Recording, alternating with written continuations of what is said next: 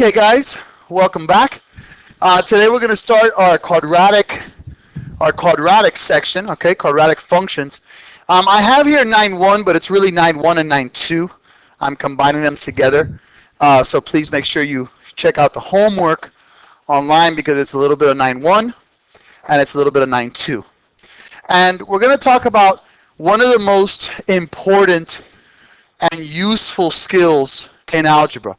This is going to follow you, like a lot of other things we've learned this year, to geometry, Algebra II, pre-calculus, trigonometry, college algebra. No matter what math you're going to be taking, you're going to see quadratics later. So I'd rather you really, really learn them and understand it now, and that way it'll be that much easier later on in life.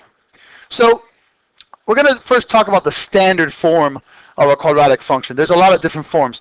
There's the standard form, there's a general form, there's a vertex form, but we're going to deal with just the basics for this year, and we're going to talk about standard form of quadratic function. The standard form of quadratic function is y equals ax squared. Because of this squared, that makes it a quadratic function, plus bx plus c. Or f of x equals ax squared plus bx plus c. Let's talk about this f of x thing real quick.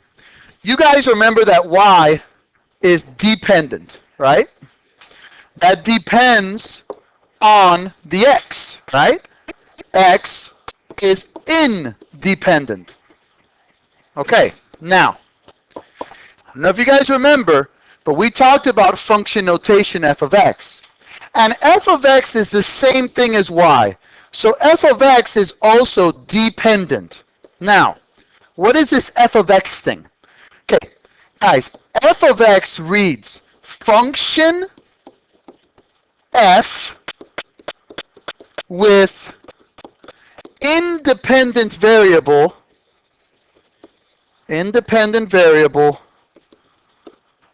x. So all it's stating is, hey, I have this function and it's called function f. And the independent variable in this function is x. So if I said find f of 3, what would I replace every single x with? 3. So it would be a times 3 squared plus b times 3 plus c. You just plug in the x where the x's go. So y equals ax squared plus bx plus c is the same thing as f of x equals ax squared plus bx plus c. The only advantage to f of x is it tells you what the independent variable is. When you just have y equals, you got to realize, oh, it's the x that's independent. Okay? So the quadratic function is y equals ax squared plus bx plus c, or f of x equals ax squared plus bx plus c. Y and f of x are the same exact things. What? You good? Okay. Now, a cannot equal 0. Can anyone think of a reason why a cannot equal 0? Yes, sir. Any x times 0 is 0. Thank you. Anything times 0 is 0. Excellent, brother. Let's look at what he just said, my man. If I tell you guys that a is 0, well then won't I be left with this? Because what's 0 times x squared? 0. Is this a quadratic function? No, this has a power of 1. What kind of a function is that? Linear. So if a is 0, you no longer have a quadratic function. Okay? You have to have an x squared for a quadratic function. Yes, sir. If you have an equation where you don't have an x squared, then you have to graph the linear equation. Start with the y-intercept and then you follow the slope. Okay, now, the quadratic function produces a U-shaped graph. These U-shaped graphs are called parabolas. And the a that's in front of the x squared and the b that's in front of the x are coefficients. Those are numbers. We already learned what coefficients were. Coefficients are numbers that are multiplied in front of variables. And the c is the y-intercept. The y-intercept, if you remember, is the y value on the y-axis when x equals 0. Now, before just jumping into the procedure, I want you to understand how to analyze a graph and know all the different parts of a quadratic function, because it is very, very important. Okay, first of all, if the a, remember we're dealing with y equals a x squared plus bx plus c. So we're focusing on the a right now. If the a is positive, guys, then the graph, as you can see, is going to open upwards. If the a is positive, it's greater than 0, the graph will open upwards. I don't care if it's positive 1 or positive 0.2 or positive 7,500 million. Doesn't matter. If the a is positive, it points upwards, period. If the a is less than 0, if it's negative, it is going to point downward. It will open downwards. Does that make sense so far? So if the a is positive, bless you, the graph will point upwards. If the a is negative, bless you, the graph will point downwards. Something else about this a, which is not written down, so you've got to write this down. Regardless of if the a is positive or negative, regardless, if the absolute value of a is greater than 1, not equal to 1, but greater than 1. If the absolute value is greater than 1, what happens here is you get a stretch. Okay? Now a stretch, think of a rubber band. The rubber band is the best teacher for this. If I stretch this rubber band here, look at the rubber band here, guys. What's happening to the rubber band? Is it getting thinner or wider? Thinner. So the larger the a, the thinner the graph. So this graph here that I have in blue, let's just say it's y equals x squared. But in red, let's graph y equals 2x squared. If we graph that, that would be thinner. In green, in blue, in green, let's graph y equals 10x squared. Then that would be really thin. Okay? So the larger the a, the thinner, the narrower your graph. The reverse of that, if the absolute value of a, it doesn't matter if it's positive or negative. If it's positive, it points up, no matter what the value of a. If it's negative, it points down, no matter what the value of a.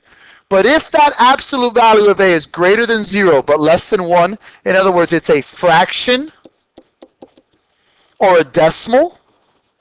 If it's a fraction or a decimal, it's going to be a compression. Think of when they compress cars in the junkyard. They flatten it, right? So it gets wider and wider. So the larger the a, the thinner the graph. The smaller the a, the wider the graph. They're opposites. So for example, let's just say this blue one here. This is not the correct equation, but just so you can understand the logic. It's negative x squared. That's not the equation for this. That is a wrong equation. I just want to show you what's happening. If this was the graph to that equation, if I went y equals negative 1/5 x squared, that is a number between 0 and 1, correct? So it's going to become wider. What if I have, in green, y equals 0.1 x squared? That's going to be wider. So the larger the a, the thinner the graph. The smaller the a, the wider the graph. The larger the a, the thinner the graph. The smaller the a, the wider the graph. Sir? So like the negative 2x squared. And I'm sorry, it should have been negative. No, negative 2x squared. 2 is larger, the absolute value of 2 is larger than 1. So that would be thinner than y equals negative x squared. I'll repeat it again. If the absolute value of a is larger than 1, you are going to get thinner and thinner and thinner graphs. If the absolute value of A is between 0 and 1, it's a fraction or a decimal, you're going to get wider and wider and wider graphs. Okay? We're good so far? Okay, next. The C. The C is the y-intercept. Guys, that's Mickey Mouse. The C is the y-intercept. When you have y equals ax squared plus bx plus c, the C is the y-intercept. The y-intercept is the y value when x equals 0. I'm sorry, it should be plus c, not equal c, sorry. Okay? Okay, sorry about that. All right, so when I have y equals ax squared plus bx plus c, if I make x 0, well then think about it, guys. Won't y equal c then? So the C, if you could locate the C, you don't have to do any calculations. The C is the y-intercept. If you don't believe me, plug in the 0 for x's and you will see that the y-intercept always equals c. It is the y value on the y-axis when x is 0. Okay? Now, you with me so far? So far, believe it or not, you already know a lot. If I was giving you multiple choice and I said y equals negative 2x squared, would this even be a possibility? Why? Because it's going downwards. Very good. If I gave you something like this, would that be a possibility? Someone say yes, someone say no. What do you think? Would this be a possibility? No! The larger the absolute value of A, the thinner the graph. You guys have got to memorize this, okay? Because it's very powerful. Good job. Now, let's talk about another piece of this puzzle. The axis of symmetry. Parabolas are symmetrical. Remember when you guys would, when you were like in kindergarten or grade school, you'd fold the paper in half and you draw like a little heart on one side and then you cut the heart and then you fold it and the heart was perfect on both sides? Yeah. That was training you guys for this, believe it or not. That's called symmetry, yes. Symmetry is when you cut something in perfect half. And the line that cuts a parabola in perfect symmetrical halves is called the axis of symmetry. Kind of like a butterfly, yes sir, good job. Which is an invisible vertical line found by using the formula x equals negative b over 2a. That's how you're going to find the axis of symmetry. It is an x equals equation. It is a vertical line. And it's found by using the formula negative b over 2a. What does the axis of symmetry look like, Mr. Morrow? Well, right here. Check this out. This little dashed red line, notice it's not solid. This is not part of the graph. This is used to help you graph. But this dashed line is invisible. It's an invisible line. It's just used for you to graph. Let me show you the power of it. Since I'm telling you that the axis of symmetry cuts it in perfect half, wouldn't one point on one side have to match up the same distance on the other side? So let me explain what the heck I'm talking about. From the axis of symmetry right here, if I go to the left, 1, 2, 3, 4, 5, I'm right here, right? Well, guess what, guys? If I already have, let's say I have this point graph, the vertex, and I have this point here. Isn't this 1, 2, 3, 4, 5 to the left? Where would the next point have to be? 5 to the right at that same level. So you go 1, 2, 3, 4, 5 to the right.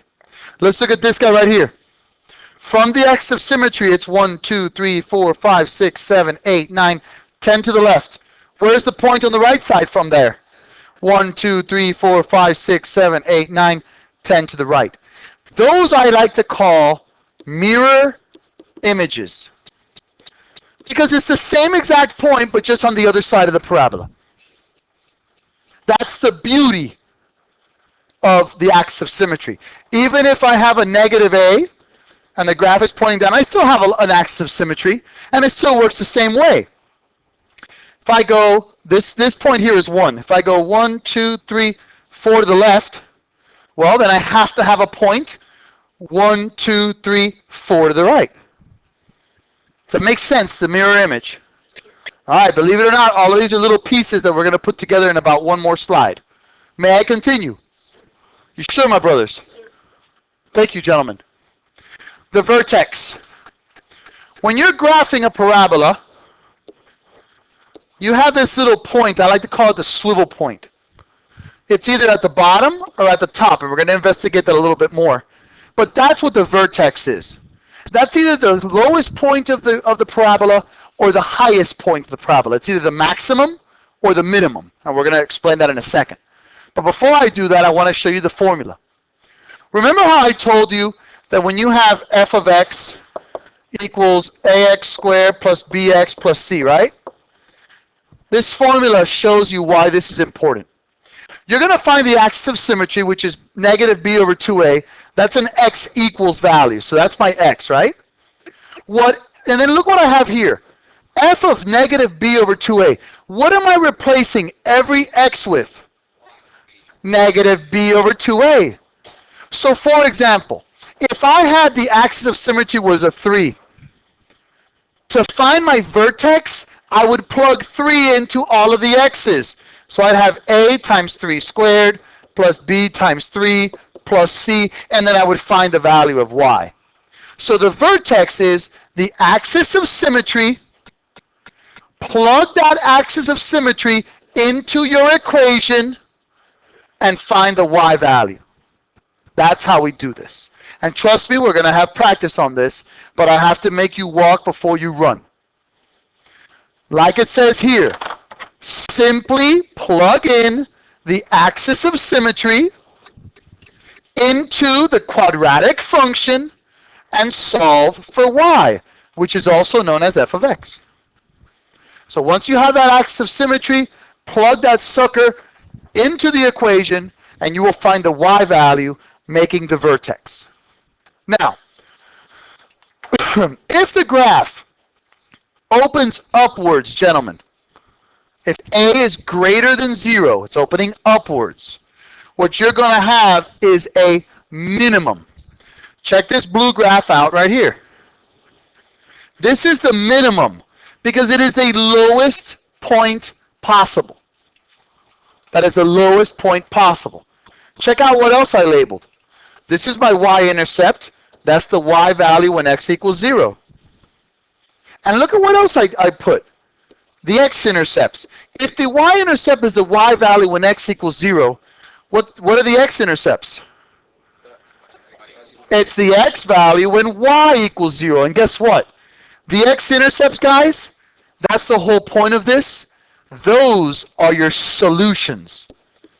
Sometimes they call them your real roots, and sometimes they call them the real zeros. Those are your solutions. That's what you're looking for.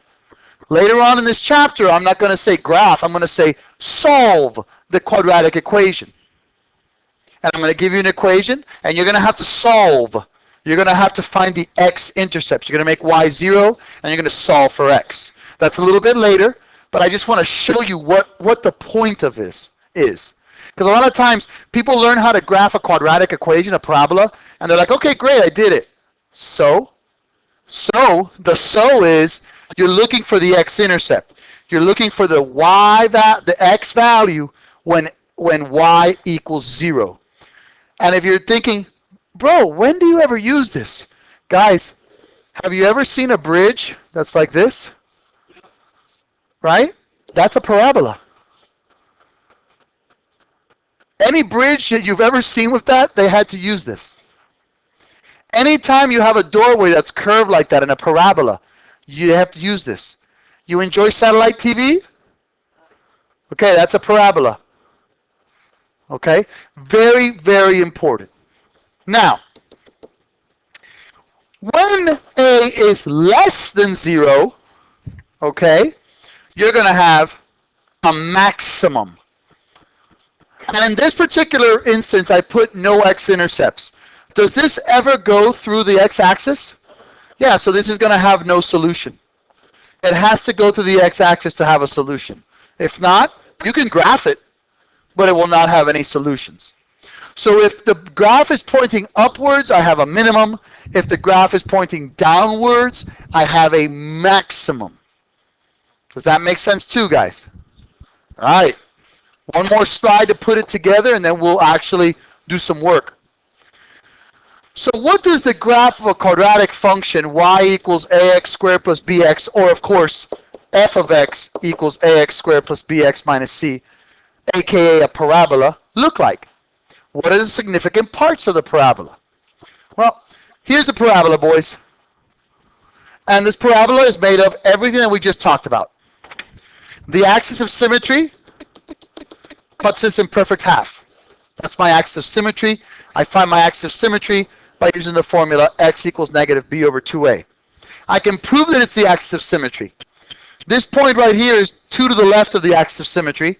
If I go 2 to the right of the axis of symmetry, I have my point again there too. Mirror image. I have my y-intercept in blue. My y-intercept is the y value when x is 0. And I have my vertex in red.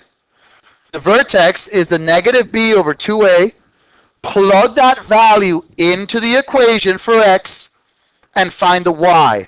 That's why I'm calling it f of negative b over 2a, because it's function f where I'm replacing all of the x's with negative b over 2a. Hello, guys? You with me? Okay. And then the last thing, I didn't put it, but I'm going to put it right now. These two guys, these mirror images that we found, aren't those also the x-intercepts? Those are the x-intercepts, and those are my solutions. So that's what a parabola looks like, guys. That's what it looks like. Okay? And now we're going to do a couple problems because it's really easy. You ready? Okay. You know me, I love step by step. Example 1. Graph f of x equals 2x squared minus 8x plus 9. Step 1.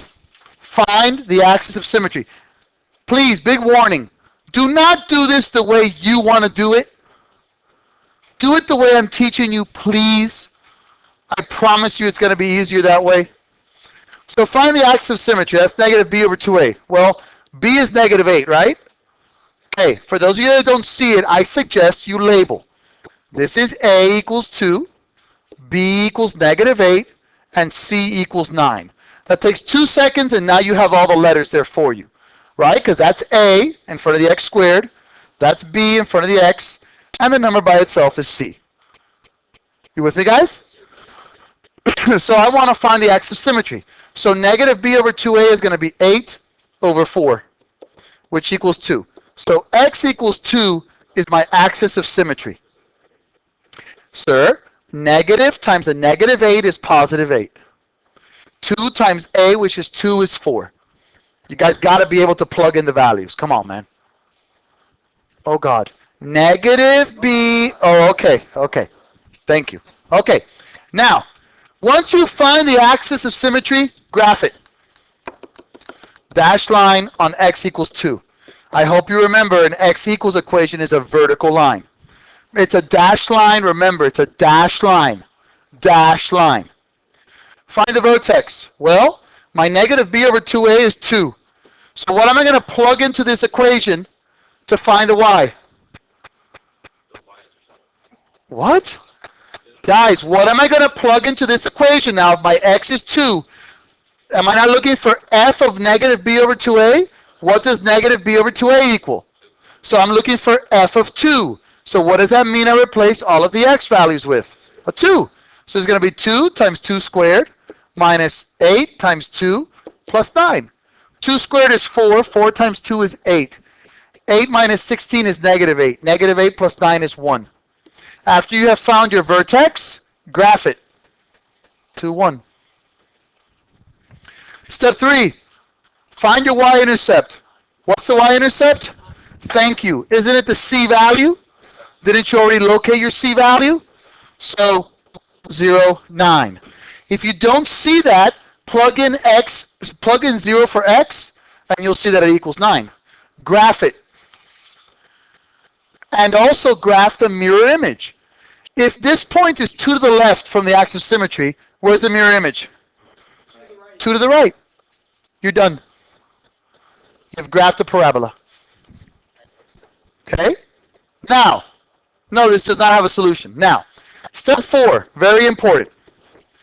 If needed, choose 1 or 2 values of x, plug them into the equation, and solve for y. Plot the new points along with their mirror image. For example, if you needed to, choose another value of x, like 1. 2 times 1 squared is 2. 2 minus 8 is negative 6. Negative 6 plus 9 is 3. So I've got 1, 3. That's 1 to the left of the axis. Where's my mirror image? 1 to the right.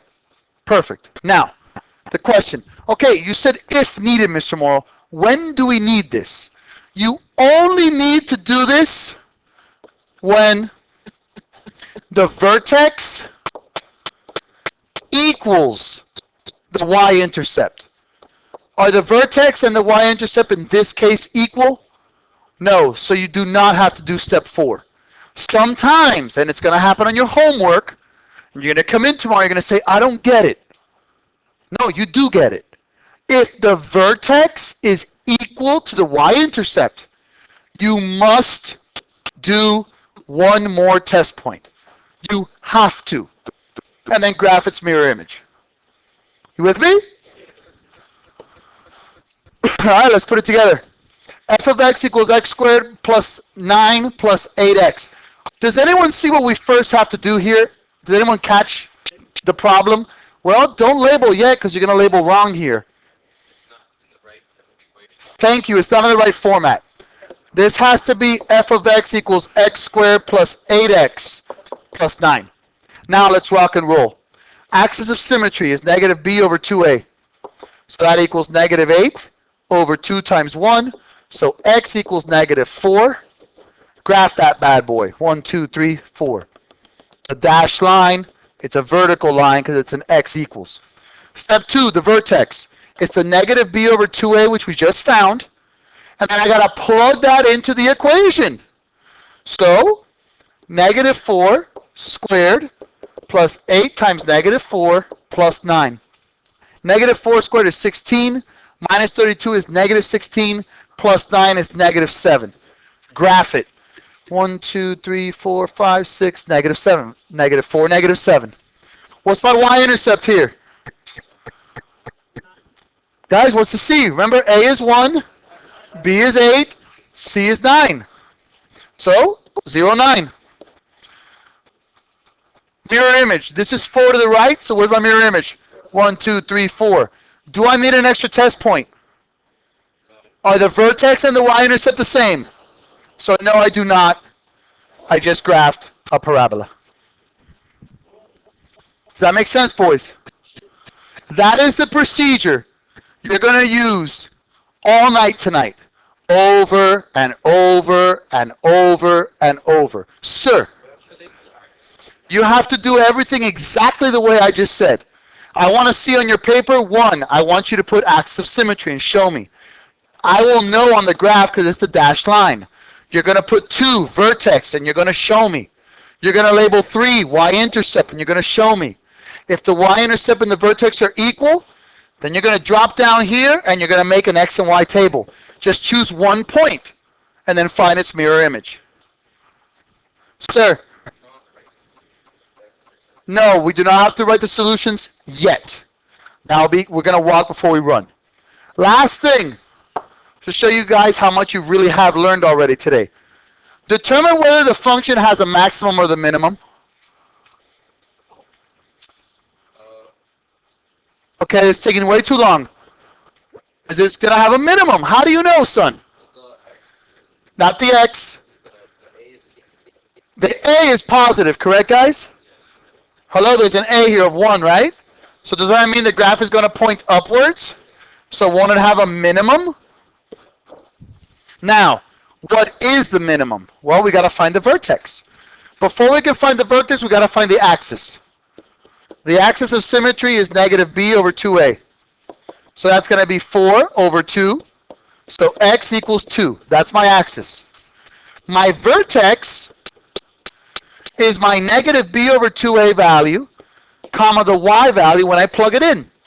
So if my negative b over 2a is 2, plug in the 2. 2 squared minus 4 times 2 plus 9. 4 minus 8 is negative 4. Negative 4 plus 9 is 5. And guess what?